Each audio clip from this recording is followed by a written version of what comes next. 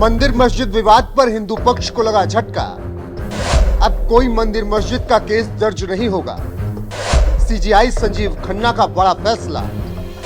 संजीव खन्ना ने केंद्र सरकार से जवाब मांगा।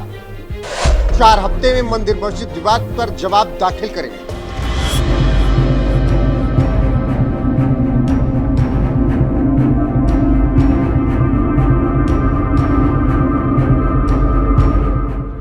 नमस्कार, मैं हूं आपके साथ रोहित। पहले संभल में बवाल, 5 लोगों की मौत पर दंगा भड़का, फिर जौनपुर की अटाला मस्जिद विवाद, अजमेर दरगाह विवाद कोर्ट में है। ऐसे में देश में एक तरफ से माहौल बन गया है और कहा जाने लगा है कि देश की एकता अखंडता सभी खतरे में। इसको लेकर अखिलेश यादव ने लोकसभा में कहा कि ये मंदिर मस्जिद विवाद देश की सौहार्द को खत्म कर रहा है। संभल के शाही जामा मस्जिद के खिलाफ 19/11/2024 को सिविल जज सीनियर डिवीजन चंदौसी संभल में एक याचिका डाली गई। कोर्ट ने दूसरे पक्ष को सुने बगैर उसी दिन 19/11/2024 को सर्वे के आदेश दे दिए। ताज्जुब की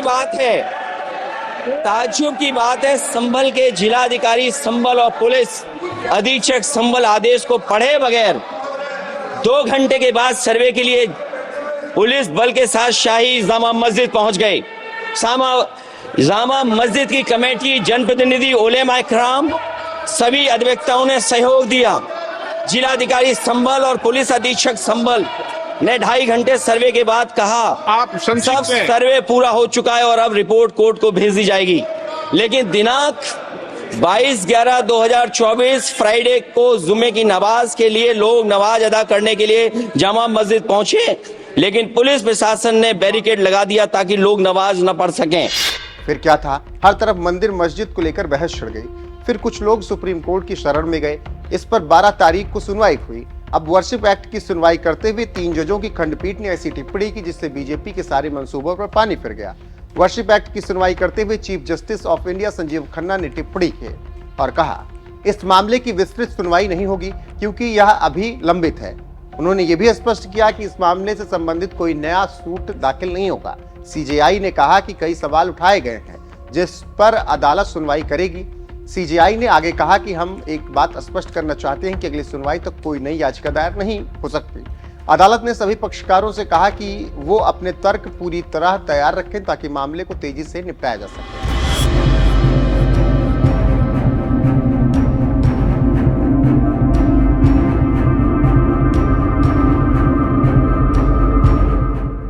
जानकारी देते चलें कि जिस केस की सुनवाई न्यायाधीश कर रहे हैं वो अधिनियम धार्मिक स्थलों की स्थिति को 15 अगस्त 1947 के आधार पर संरक्षित करता है और उसमें बदलाव करने पर रोक लगाता है। हालांकि इसमें अयोध्या विवाद को बाहर रखा गया था, इसके अलावा मथुरा और काशी भी बाहर था।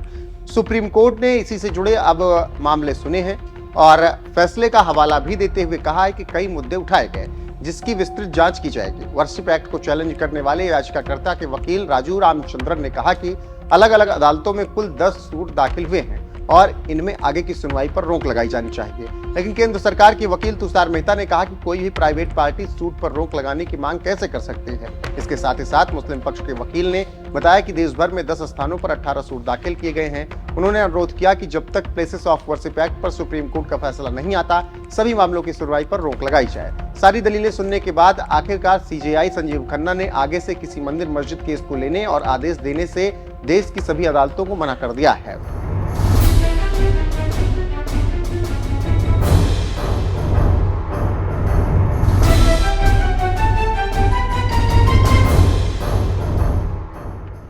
जानकारी देते चले कि वर्शिप एक्ट 1991 को लेकर सुप्रीम कोर्ट में अश्विनी उपाध्याय ने याचिका दायर की थी। दायर याचिका में सुप्रीम कोर्ट से मांग की गई कि अधिनियम की धारा 2, 3 और 4 को रद्द कर दिया जाए। याचिकाकर्ता का तर्क था कि ये प्रावधान व्यक्तियों और धार्मिक समूहों को पूजा स्थलों को पुनः प्राप्त करने के लिए न्यायिक उपचार का अधिकार नहीं देते हैं।